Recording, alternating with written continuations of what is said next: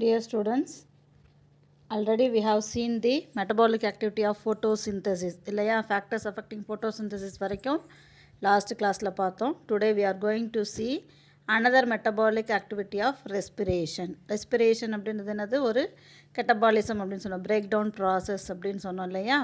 So respiration பார்க்குறதுக்கு முன்னாடி நம்ம வந்து யூகேரியாட்டிக் செல்லில் இருக்கக்கூடிய யூகேரியாட்டிக் செல் என்ன இருக்கும், செல் பவுண்ட் ஆர்கனல் இருக்கும்.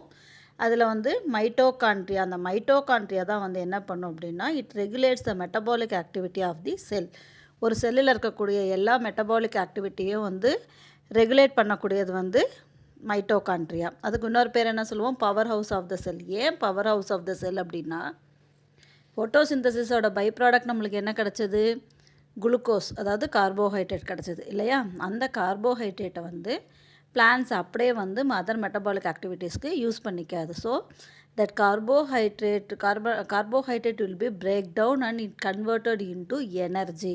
That energy will be stored in the form of ATP. ATP அப்படின்னு என்ன சொன்னோம், adenosine triphosphate.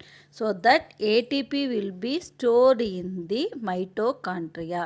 So that mitochondria is called the powerhouse of the cell. இது லோயர் கிளாஸில் நம்ம படிச்சிருக்கோம் இல்லையா.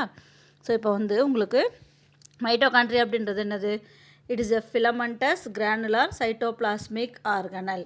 ஸோ மைட்டோகாண்ட்ரியா வந்து இதுதான் செல் அப்படின்னா, செல்லில் இருக்க ஒரு செல் ஸ்ட்ரக்சர் இருந்தது அப்படின்னா நம்ம வந்து நியூக்ளியஸ் இருக்கும், நியூக்ளியோலஸ் இருக்கும். அப்போ மைட்டோகாண்ட்ரியா அப்படின்றது ஒரு ஃபிலமெண்டஸ் ஸ்ட்ரக்சர்ஸ் மாதிரி இருக்கும் இல்லையா. அதுதான் வந்து மைட்டோகாண்ட்ரியா. இதை முதல்ல யார் டிஸ்கவர் பண்ணா அப்படின்றது வந்து கொல்லிக்கர் அப்படின்றவர் 1857 கிரானுலார் ஸ்ட்ரக்சரை வந்து மைட்டோகாண்ட்ரியா வந்து டிஸ்கவர் பண்ணார். ஓகேவா.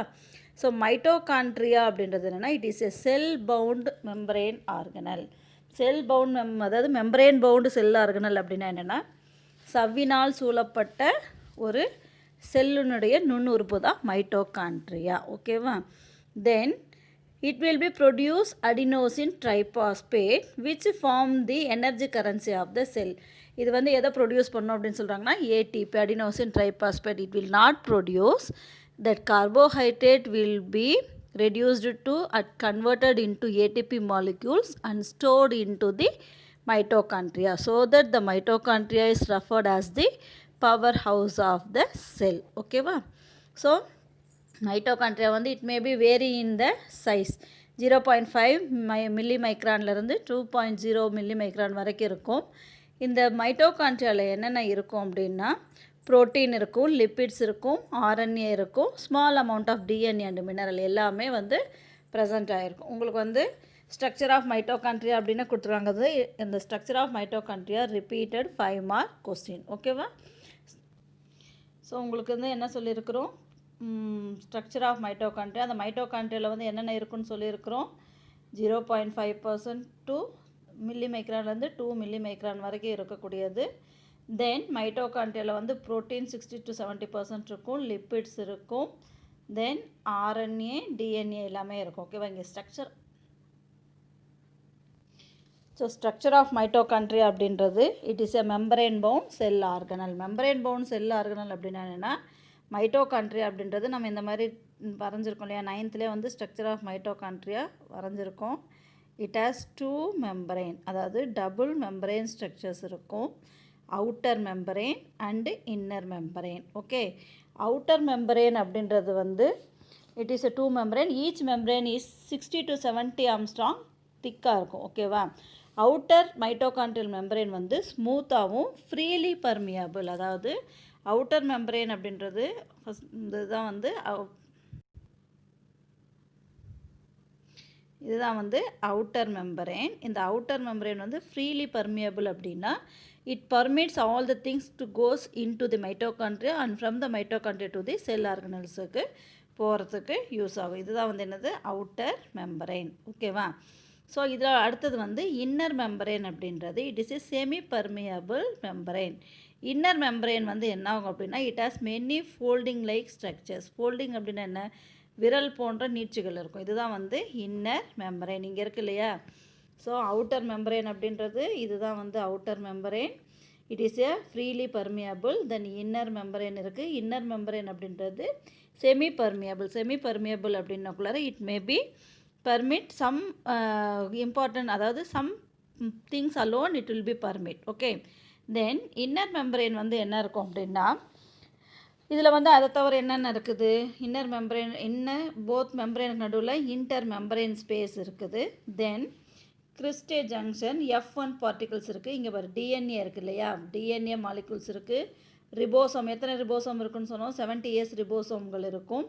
தென் மேட்ரிக்ஸ் அப்படின்றது என்னென்னா, it is a liquid semi liquid like structure present inside the inner membrane, அதுதான் வந்து என்னது மேட்ரிக்ஸ். ஓகேவா, ஸோ இதுதான் வந்து ஸ்ட்ரக்சர் ஆஃப் மைட்டோகாண்ட்ரியா. என்னென்ன இருக்குது, outer membrane, it is a freely permeable membrane.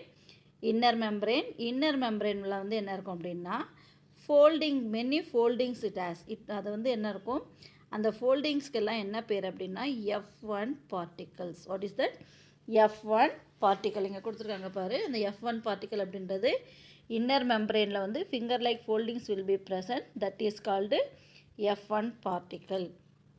Then the space in between outer membrane and inner membrane is called intermembrane space. ஓகேவா, அடுத்தது வேறு என்ன இருக்குது, டிஎன்ஏ இருக்கும், தென் ரிபோசோம்ஸ் இருக்கும். ஏன்னா இதுவும் வந்து ஒரு செல் ஆர்கனல்ஸோ, எல்லாமே செல் ஆர்கனல்ஸ் எல்லாமே இதில் ப்ரெசண்ட் ஆகிருக்கும். ஓகேவா, so inner mitochondrial membrane is semi permeable membrane and regulates the passage of matrix into the and out of the mitochondrial.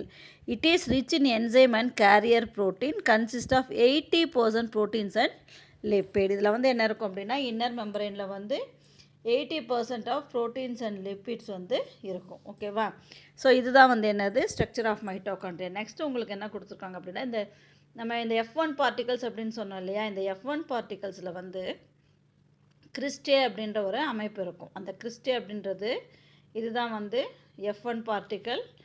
அந்த கிறிஸ்டே அப்படின்றது என்னென்னா, inner mitochondrial membrane give rice to finger like projections called cristae. இங்கே நம்ம சொன்னோம் இல்லையா, இந்த inner mitochondrial மெம்பரேனில் இந்த மாதிரி ஒரு ப்ரொஜெக்ஷன்ஸ் இருந்தது இல்லையா, இந்த ப்ரொஜெக்ஷன் இங்கே இருக்கக்கூடியது தான் வந்து கிறிஸ்டே. அந்த கிறிஸ்டேல தான் வந்து என்ன இருக்குது, F1 பார்ட்டிக்கல். F1 பார்ட்டிக்கல் அப்படின்றது என்னென்னா, that is otherwise called oxisome. What is that, oxisome. The crystal increases the inner surface area. அது நிறைய கிறிஸ்டல், அதாவது இன்னர் மெம்பரேன் ஃபிங்கர் லைக் ஸ்ட்ரக்சராக ஃபோல்டாகி இருக்கிறனால என்ன ஆகும், அதோட சர்ஃபேஸ் ஏரியா வந்து நிறைய இருக்கும். ஓகேவா, then it also hold a variety of enzyme. அங்கேயும் வந்து நிறைய என்சைம்ஸ் இருக்கும். இந்த என்சைம்ஸ் எல்லாம் எதுக்கு யூஸ் ஆகும் அப்படின்னா, நான் ஃபோட்டோசிந்தசிஸ் நடக்கக்குள்ளே சொன்னேன் இல்லையா, +1 +2லலாம் பார்த்தீங்க அப்படின்னா, ஃபோட்டோசிந்தசிஸில் light reaction, dark reaction, then cyclic and non cyclic phosphorylation, glycolysis, Krebs cycle அப்படின்னு நிறைய ப்ராசஸ் இருக்குது. அந்த ப்ராசஸ்க்கு எல்லாமே ஒரு ப்ராசஸ்லேருந்து இன்னொரு ப்ராசஸ் நடக்கிறதுக்கு என்சைம்ஸ் வந்து யூஸ் ஆகும். கெமிஸ்ட்ரியில் படிக்கிறீங்க இல்லையா, என்சைம் அப்படின்றது என்ன, இட் இஸ் எ கேட்டலைசிங் ஏஜென்ட். அதாவது ஒரு வினையை வந்து ஊக்குவிக்கக்கூடிய கேட்டலைசிங் ஏஜென்ட் தான் வந்து என்சைம் அப்படின்றோம். ஸோ அப்போ ஃபோட்டோசிந்தசிஸ்க்கும் ரெஸ்பிரேஷனுக்கும் தேவையான எல்லா என்சைம்களும் எங்கே இருக்கும், இந்த மைட்டோகாண்ட்ரியல் மேட்ரிக்ஸில் இருக்கும். அதே மாதிரி இன்னர் மெம்பரேனில் இருக்கும், அவுட்டர் மெம்பரேனில் இருக்கும். ஓகேவா, அடுத்தது ஆக்சிசோம். ஓகே, ஆக்சிசோம் அப்படின்றது என்னென்னா, இதுதான் ஆக்சிசோம்.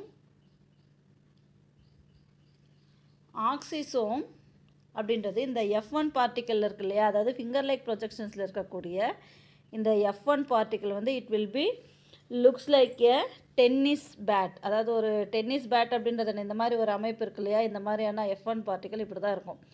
இதுதான் மைட்டோகாண்ட்ரியல் மேட்ரிக்ஸ். அப்படின்னா இந்த ஃபிங்கர் லைக் ஸ்ட்ரக்சர் இருந்தது அப்படின்னா அதில் இந்த மாதிரி F1 பார்ட்டிக்கல் இருக்கும். ஓகேவா, அந்த ஒரு F1 பார்ட்டிக்கலை தான் வந்து உங்களுக்கு என்லார்ஜ் பண்ணி காமிச்சிருக்காங்க. இது வந்து என்னது டென்னிஸ் பேட் மாதிரி இருக்கும். தென் அதுக்கு என்ன பேர் அப்படின்னா ஆக்சிசோம்ஸ். ஓகேவா, ஸோ இந்த ஆக்சிசோம் எதுக்கு யூஸ் ஆகும், it will be involve in ATP synthesis. ஓகேவா, இதில் வந்து ஸ்ட்ரக்சர் ஆஃப் ஆக்சிசோம் வந்து ஒரு 2 mark question, draw and label the diagram of structure of oxysome அப்படின்னு கொடுப்பாங்க. அப்போ என்ன எழுதணும், இதுதான் வந்து F1 பார்ட்டிக்கல், இது வந்து ஸ்டாக் லைக் ஸ்ட்ரக்சர், இது வந்து base will be attached with the finger like projections. ஓகேவா, நெக்ஸ்ட் வந்து mitochondrial matrix. So mitochondrial matrix அப்படின்றது என்ன, ஸோ ரெண்டு மைட்டோகாண்ட்ரியல் அவுட்டர் மெம்பரேனுக்கும் இன்னர் மெம்பரேனுக்கும் நடுவில் இருக்கக்கூடிய அந்த இன்னர் மெம்பரேன் ப்ளஸ் இந்த இடத்துல இருக்கக்கூடியது தான் வந்து என்னது மைட்டோகாண்ட்ரியல் மேட்ரிக்ஸ். இந்த மேட்ரிக்ஸில் வந்து என்னென்ன இருக்குன்னு சொன்னோம் நம்ம ஸ்ட்ரக்சர் ஆஃப் மைட்டோகாண்ட்ரியாலே சொன்னோம் இல்லையா.